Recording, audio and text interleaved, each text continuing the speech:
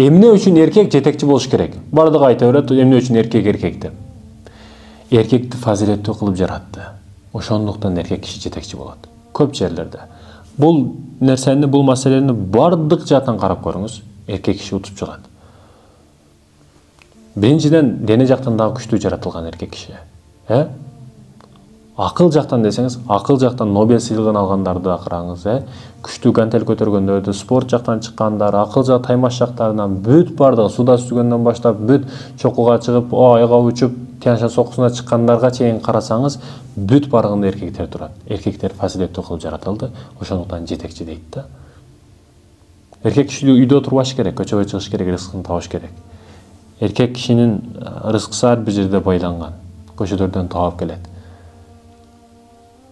Эркек киши эриктүү, рисковать, коркпостук деген түшүнүктөр бар. Неге? Ал коргоочу, дүйнөнү коргоочу, ата-энесин коргоочу, үй бүлөсүн коргоочу, өзү семьянын ичинде болсо семьясын, эгер өзүнүн семьясы болсо өзүнүн семьясын коргоочу дегени.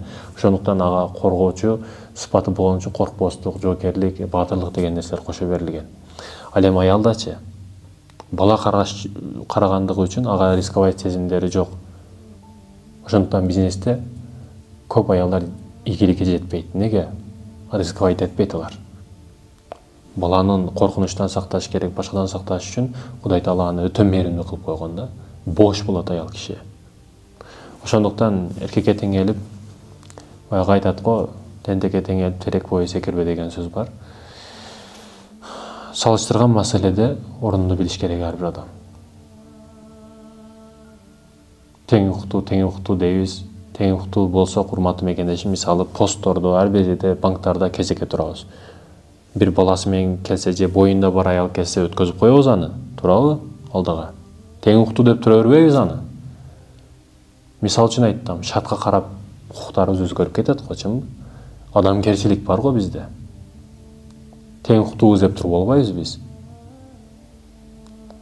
Ошондой экен, урматтуу мекендешим, сүйүү маселесинде дагы. Сүйүүдө тепкичтеп бирөөсү өйдө, бирөөсү ылдый турсу, урматтын үстүнө курулган сүйүү булутат да. Урмат дегенде бирөөсү өйдөдө болот, бирөөсү ылдыйда болот. Бирөөсүн урмат кылат, бирөөсү иззат кылат да. Эгерде сүйүү дей турган болсоң, сүйүү бул тең укуктуулук. Анда бактылуу жашай албайсың. Бирөөсү ар дайым падыша болуш керек, бирөөсү ханыша болуш керек. Негизги печатты падыша басат, колду ханыша коет дегени да. Ошондой экен, урматтуу мекендештерим, бул маселеде талаштын кереги жок.